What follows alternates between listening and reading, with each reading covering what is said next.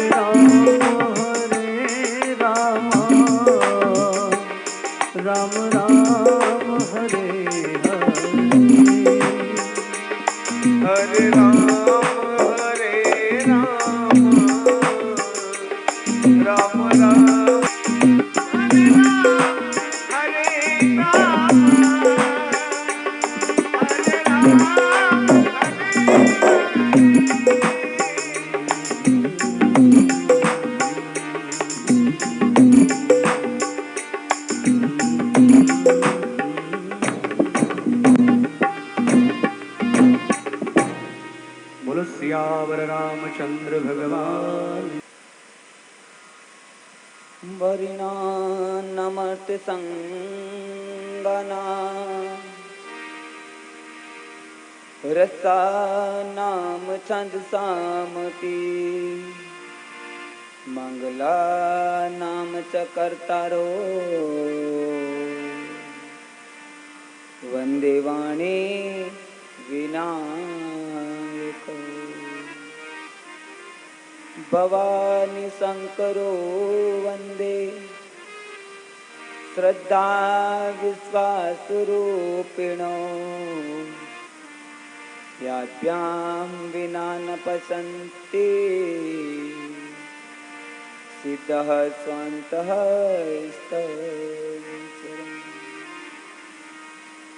वंदे बोधमयं नित्यं गुरुं शङ्कररूपिणं यमाश्रितो हि वक्रोऽपि चन्द्रः सर्वत्र वन्दति। सीताराम गुणग्राम पुण्यारणे विहारिणो वंदे विशुद्ध विज्ञानो कवीश्वर कपीश्वर उद्भव स्थिति संहार कारणे कलेश हारणे सर्वश्रेय करिष्यतां न तो अहं राम बलवान। प्रणवं पवन कुमार खलबन पावक ज्ञानी गण जासु हृदय आगार बसहि तो राम सरिता पद। अतुलित बल धामं हेम से लाभ देहम उर्दन उद्वन किसानम तो ज्ञानिनाम अग्रगण्य। सकल गुण निदान वानराणाम देशम रघुपति प्रिय भक्तम वात जातम नमामि। यत्र यत्र रघुनाथ कीर्तनम तत्र तत्र कृष्णमस्कांदिलम वाष्पवारि परिपूर्णलोचनं मारुतिं नमत राक्षसान्तकम् आपदां पहर्तारं दातारं सर्वसम्पदां लोकाभिरामं श्रीरामं तो भूयो भूयो नमामि। रामाय रामभद्राय रामचंद्राय वेदसे रघुनाथाय नाथाय सीताय पते नमः। वसुदेव सुता मर्यादा पुरुषोत्तम भगवान श्री राम का चरित्र, भगवान राम की कथा का आयोजन कराने वाले अखिल भारतीय देववंशी माली लोहार समाज ट्रस्ट बाता गांव वाले और भी आसपास से जहां से भी सभी समाज बंधु पधारे, सबको मेरा नमन वंदन। भगवान की कथा में सुर को सरस्वती से जोड़ने का काम करने वाले हमारे संगीत के बंधुओं को नमन मेरा, और जो लाइव प्रोग्राम दिखा रहे हैं उन भाइयों को भी मेरा वंदन,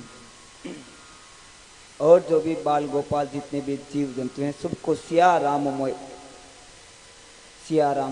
सब जग जाने, और करहूं प्रणाम चोरी जुग पाने, सबको मेरा प्रणाम।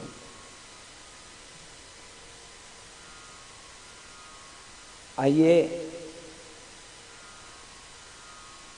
मन और वाणी को पवित्र करने के लिए भगवान का एक नाम संकीर्तन। कल आप लोगों ने केवट की जो कथा सुनी है और वो चल रही है, आज हम इसी प्रसंग को हम आगे बढ़ाते हैं।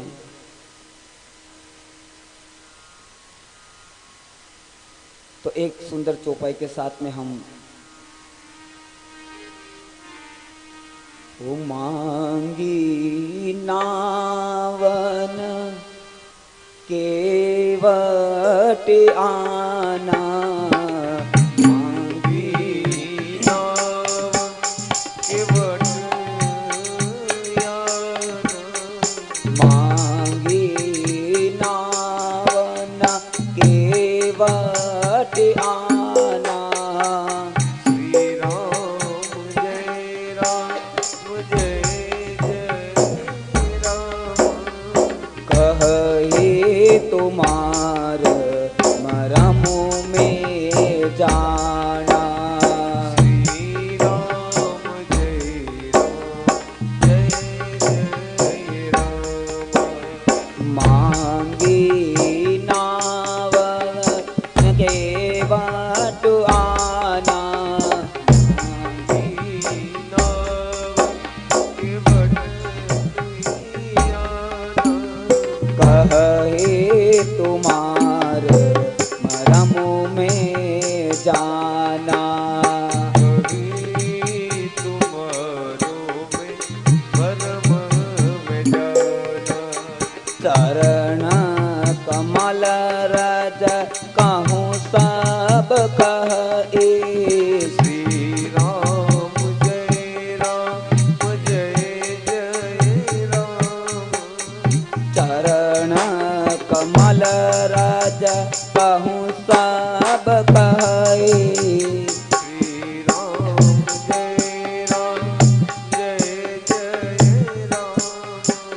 मानुष करनी मोरे काछु अहै, श्री राम जय राम मांगी नावन केवट आना, श्री राम जय राम कहे तुम्हार मरम में मांगी, और केवट ने मना कर दिया। अब आप इस पंक्ति का, इस चौपाई का अनुमान लगाओ, ऐसा क्या था उस केवट के अंदर। परमात्मा बुला रहा है लेकिन वो मना करा, मैं नहीं आऊंगा। और आज हम उस परमात्मा के रोज मंदिर में जाते हैं, दीपक जलाते हैं, अगरबत्ती जलाते हैं और भगवान से कहते हैं कि प्रभु थोड़ी सी कृपा कर दो, थोड़ी सी कृपा के लिए, एक झलक के लिए। लेकिन वो भी सुलभ नहीं है, हम लोगों को सुलभ नहीं है। जीवन बीत गया है, कितने हमारी उम्र हो गई है, लेकिन हम विषय वासना के इस दौर के अंदर ऐसे भ्रमण कर रहे, लेकिन अभी तक परमात्मा की कृपा। इसलिए किसी महापुरुष ने कहा है, दौड़ सके तो दौड़ ले बंदे जब तक तेरी दौड़, दौड़ मिटी धोखा मिटा और वस्तु छोड़ की। कितनी सुंदर बात कही। हम किसके लिए दौड़ रहे हैं ये पता ही नहीं है हमको। 95% लोगों को यही पता नहीं कि हम किसके लिए दौड़ रहे, हमें क्या करना है, जानकारी नहीं है। अब विचार करो कि सीताराम, अगर आप कुछ काम करोगे और आपको कोई जानकारी न होगी तो उस काम का क्या अर्थ निकलेगा। तो यही बात आज यहां पर केवट के और राम जी के बीच में हो रही है। तो एक जो बात हुई, कहा कि बिनु सत्संग विवेक न होए। क्योंकि हम सत्संग में जाते हैं, माफ करना मेरी बात को ध्यान लगा के सुनना, सत्संग में जाते हैं, भजन करवाते हैं, कथा कीर्तन सब कुछ होता है और यहां तक घर में शास्त्र पढ़ने वाले भी बहुत हैं, ऐसी बात नहीं है। लेकिन सबसे बड़ी बात है क्या, जिस कथा को हम सुन रहे हैं, क्या जिन भजनों को हम सुन रहे हैं, क्या जिन शास्त्रों को हम पढ़ रहे हैं, क्या जब हम योग और प्राणायाम कर रहे हैं, क्या उसको जीवन में उतार रहे हैं या नहीं, ये सबसे बड़ी बात है। लेकिन सत्य यह है, वास्तव में हम जो भी करते हैं तो अपने लिए नहीं करते, हम लोगों के लिए करते हैं। और यही है हमारी सबसे बड़ी कमजोरी, हमारे लिए नहीं करते। पूजा पाठ जो भी करेंगे वो भी दुनिया को दिखाने के लिए, भगवान को दिखाने के लिए करेंगे। कहा प्रभु देखो हमने आपको इतना भोग लगाया है। क्या भगवान के घर में कोई वस्तुओं की कमी है क्या? बाजार की थोड़ी सी मिठाई ला करके भगवान के सामने, ठाकुर के सामने रख दोगे, कहा प्रभु आप देखो मैं मिठाई लेके आया हूं। तो पता है भगवान तुम्हारी इस मिठाई को देखता तक नहीं है। भगवान केवल गाय माता के दूध दही घी इनके द्वारा ही भगवान मिठाई को ग्रहण करते हैं। बाकी बाजार की तुम कितनी भी मिठाइयां लेके आओ, भगवान नेत्र बंद कर देते हैं। तो इस दुख खाली तो बाजार में, लेकिन तुम भी तो लेके आते हो, दूसरा कौन लेके आता? घर में गाय तो है नहीं, इसलिए तो ठाकुर गया है। ये तो कोई मेरे ठाकुर की कृपा होगा जो गाय माता आ गई है, और बड़ा अद्भुत संयोग है। तो सबसे बड़ी बात है, हम जो भी काम तो करते हैं लेकिन अपने लिए नहीं, दूसरों को दिखाने के लिए। इसीलिए हम लोग गिर जाते, हम पीछे हैं। जिस दिन से हम जो भी, चाहे कुछ भी काम करो, आप ये मत समझना कोई भजन या कथा करना कोई बड़ी बात है, नहीं। झाड़ू भी लगाओ वो भी हृदय से लगा दो, एक बार मन से वो काम कर दो। नाली अगर साफ करनी वो भी हृदय से काम करो एक बार, उसमें भी मेरे ठाकुर मिल सकते हैं। लेकिन हम उस सेवा को छोटा मानते हैं। मोटा काम करने के लिए तो बड़े होशियार, अभी यहाँ पर बुला करके किसी को अगर फोटो खींचाने होंगे, माला पहनानी होगी तो कितने दौड़ के आ जाएंगे। और किसी को थोड़े से झाड़ू लगाओ, इन जूतों को इधर उधर करो, तो ये काम हमारे से नहीं होता है। हम तो बड़े आदमी हैं, कहां से आए? मेरे ठाकुर के दरबार में कोई बड़ा हो सकता है इससे? भूल मत करना, यहां पर केवल मेरा एक ही ठाकुर बड़ा है, बाकी सब ना। तो इसके सामने कोई बलवान बनने की कोशिश करना, ना इसके सामने कोई ज्ञानी बनने की कोशिश करना, ना इसके सामने कोई अन्य मालिक बनने की कोशिश करना। ये सबका बाप है, सारे जगत का। और जो आजकल इसको भूल रहे और न जाने कहां भटक रहे हैं, थोड़ा सा ध्यान लगा देना, नहीं तो जिसकी पूजा आज तुम दौड़ दौड़ करके कर रहे हो, एक दिन भूत प्रेत बन करके पत्थरों में तुम लोगों को बैठना पड़ेगा और तुम्हारे बेटे फिर बाद में तुम्हारे सामने धुआं करके अगरबत्ती के द्वारा आंखें फोड़ेंगे। कर्म ऐसे करो, ऐसा कार्य करो कि वापस आपको धरती के ऊपर आना, आपका कोई पिंडदान न करना पड़े, आपकी कोई पूजा पाठ की आवश्यकता न हो। कर्म ऐसे करो। लेकिन आजकल कर्म की तरफ तो ध्यान ही नहीं है। फिर बाद में घर में बिठा बिठा करके उनकी आरती उतारते रहो कि बेटा मैं भूत प्रेत बना, तू भी बन जा, आजा।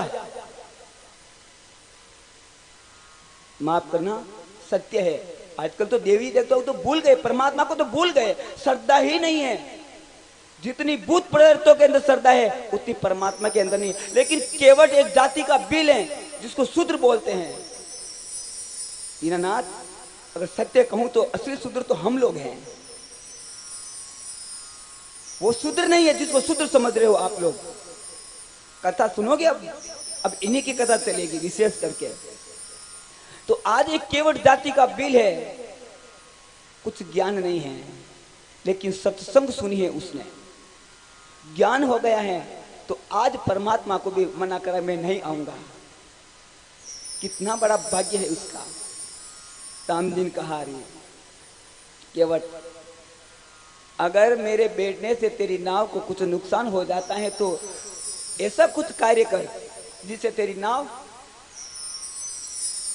न जाए और मेरा काम बन जाए, रास्ता निकालो। तो कहा प्रभु, मैंने सुना है आपके चरणों के अंदर जादू है, पैरों के अंदर जादू, चरणों में। तो जिस भी पत्थर की शिला पे चरण अगर लग जाते हैं, रज गिर जाती हैं, तो वो स्त्री बन जाती हैं। मेरी तो लकड़ी की नाव है, और लकड़ी की नाव अगर उसके ऊपर आप चलोगे स्त्री बन जाएगी प्रभु। तो अब कितना घाटा है मुझे, एक तो ले करके जाना, मेरी नाव गई तो मेरा धंधा चौपट। अब भगवान को बता रहे हैं आपको बिठाने से मेरा नुकसान क्या है। तो एक तो धंधा चौपट, दूसरा अब ये लकड़ी की नाव स्त्री बन जाएगी। अगर बिल नहीं बने तो चलो एक ही जगह दो ही रख लेता, वैसे तो अब संभव नहीं है, एक भी नहीं संभल पाती, तो अब दो की तो सुलभ ही नहीं है, अब संभालना तो दूर की बात है। हाँ? तो अगर बिल नहीं हो तो कोई बात नहीं, लेकिन ये तो ऋषि पत्नी बनती हैं, और ऋषि पत्नी होगी तो मेरा घर का खाएगी नहीं और मैं पाप का भागी। तो कहा प्रभु ऐसा काम मुझे नहीं करना है, जो एक तो आपको बिठाऊं और मेरा धंधा मैं चौपट कर दूं। राम जी विनती करते, प्रार्थना करते कि केवल कहा कि प्रभु लोग कहते हैं कि आपके पैरों में जादू है, केवल आप मेरे से प्रार्थना कीजिए कि केवट पैर दो, हाथ जोड़ करके। अब हाथ किससे जुड़वा रहा? परमात्मा से। और पैर कौन धोएगा? खुद। अब जैसे कि खुद का पैर धोआ रहा है, ऐसी तो बातें कर रहा है, और पैर खुद को धोना है उनके। यही तो भक्त और भगवान की लीला है। भक्त के ऊपर कृपा होती ना, वो भगवान को भी नचाता है, प्रभु आइए। और अब भगवान कहते हैं कि केवट भैया मेरे चरण धो। केवट जाता है घर पे, एक कठोता लाता है। कठोता हम समझते हो? हाँ, पुराने लोग जानते होंगे, जो पुरानी परात होती थी लकड़ी की, जिसमें आटा गूंथते थे, रोटी बनाते थे। अभी तो ये स्टील की पितल की चल गई है, पहले ये सिस्टम नहीं थे। वो लकड़ी का कठोता था, वो लेकर के आया और उसमें भगवान के चरण। अच्छा, उसके अंदर क्यों धोया? क्या कारण था? ये भी कोई विज्ञान था। विज्ञान बड़ा अद्भुत है। कहते हैं कि अगर बर्तन तो उस समय पहले भी दूसरे भी थे, लेकिन लकड़ी का कठोता इसलिए लेके आया केवट, कहा कि मैं इसके अंदर चरण दूंगा, मौका तो बार बार नहीं मिलेगा। तो मैं जैसे ही इसके अंदर में प्रभु के चरण दूंगा तो क्या होगा कि ये कठोता नया है, तो जो पानी होगा, चरणा अमृत होगा, वो इस लकड़ी इसको सोख लेगी।